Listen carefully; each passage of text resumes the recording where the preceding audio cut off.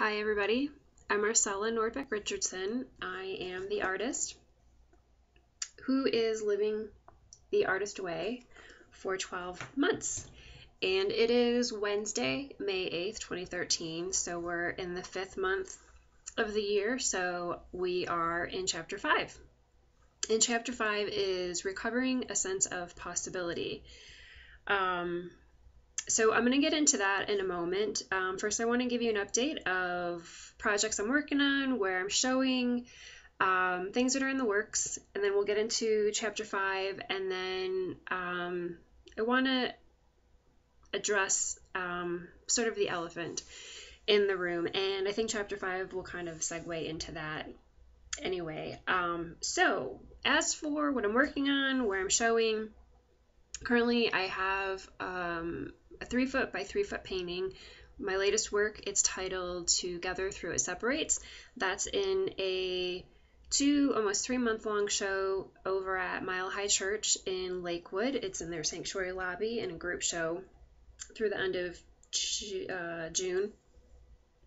And I just finished 3 little mini works. It's for a show. The theme is recycling, and so all of these little flowers, I guess sort of inspired by Georgia O'Keeffe. I'm a huge Georgia O'Keeffe fan, so I love flowers. All the petals, all the elements of the flower are all made out of recycled elements: food packaging, corrugated cardboard, paper towel that I use to clean my brushes. So for instance, this eventually will probably become more flower petals.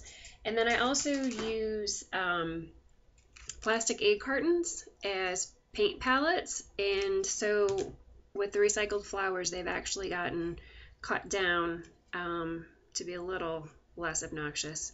And they're the center of the flower, along with some buttons. And so there's 3 in the series so far, and they're all unique because they're all made with different materials, plastics. I love actually painting and stamping onto plastics. It makes a really neat effect. Old books, insides of envelopes, you name it. So anyways, I'm hoping those get accepted into the show at 40 West Arts in the recycling themed show. That's going to be in June. Waiting to hear back. Other exciting news, my reflection, Feel It to Heal It, is in the June issue of Creative Thought magazine. Very excited about that piece. If you haven't figured out by now, I'm really big about feeling your feelings and healing. It's all part of my creative process, really. And let's see, what else going on? Oh, a lot's happened in the last 2 weeks. I knew when I started doing video blogs that I was potentially going to cast a wider net. And I guess from here, just outside of Denver, I've reached people in New York City. I've recently was invited by not 1, but 2 art galleries to submit my portfolio for them to consider representing me, and one of them is in New York City. So I'm frantically painting because I feel like in the last few months with my last 2 larger pieces that my work's really evolving, and I want the pieces that I submit to these 2 galleries to have a cohesiveness about them. So I'm working 7 days a week between my day job 4 days a week, and I try to get in the studio most days, so it's been a lot of long weeks, long nights, not a lot of sleep, but I'm doing what I love, so it's all good. I'll sleep eventually.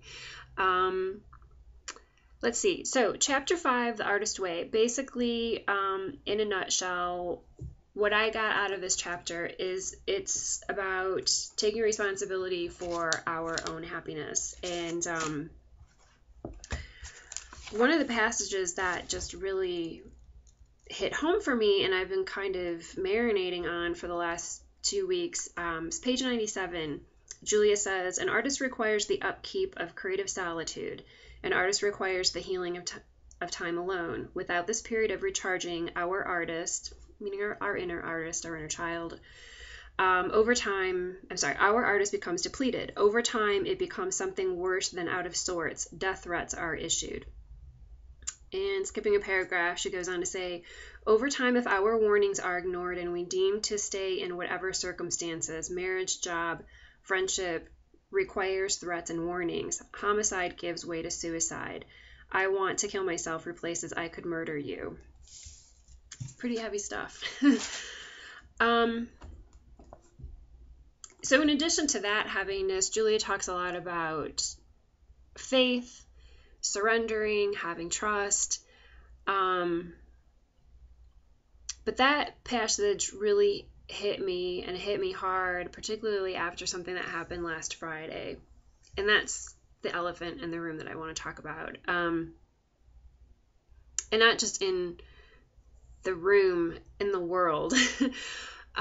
So last Friday, I get to work. It's still pretty early in the morning, and we discovered that there was a man in his car in our parking lot who had committed suicide. And that really hit me, and it hit me hard. And I didn't know the man. I didn't even see the scene of the accident. Just other coworkers shared it with me. I knew the police were outside. I didn't need to see it. It took me back to where I was 11 years ago. And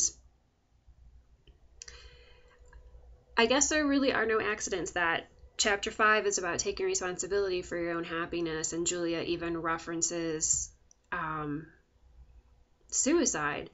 So if you don't know, 11 years ago, I was not honoring my creativity. I was not happy. I was not taking responsibility for my happiness, although that's when I began to.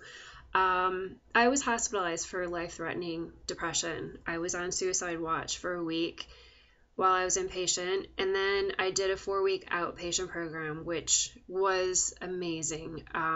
During those 4 weeks, 5 days a week for an hour, at least an hour, maybe longer, I had art therapy.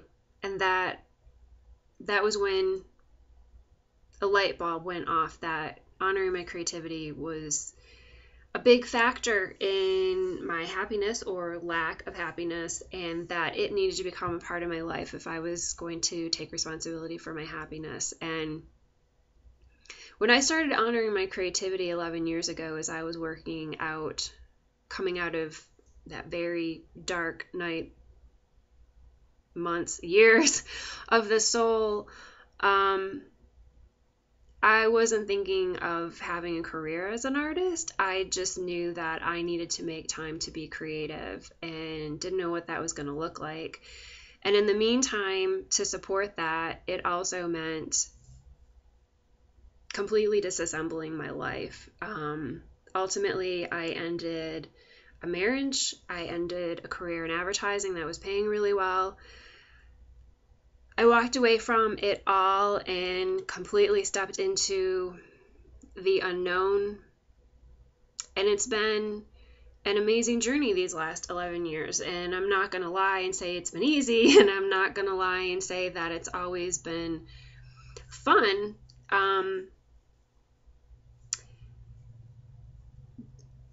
But as I shared with you earlier, just some great things are happening in my life and happening with my art. I mean, today, my biggest problem is how am I going to paint more art fast enough to submit one, if not two, proposals and portfolios to 2 different galleries that have contacted me. That's my biggest problem right now, is lack of time. There's too many paintings and not enough time to paint them. So yeah, my life is 180 degrees different than it was 11 years ago. And I guess I'm sharing all of this with you because when I learned about that suicide last Friday, it breaks my heart every time that I hear about somebody who, for whatever reason, didn't find the courage to ask for help, didn't find the courage to carry on. I'm going to wrap this up by just reminding you that you are a miracle, you matter, The world needs you, and the world needs your creative ideas now more than ever. So keep creating. My next post is going to be on Wednesday, May 22nd. So it's still going to be the 5th month of the year. So I'm going to be diving deeper into the 5th chapter of The Artist Way. I'm going to keep writing my pages. I probably won't go on a solo artist date. My solo time is going to be spent here in my studio painting, getting ready for these portfolio submissions. So keep creating. I love you. I'll talk to you in a couple weeks.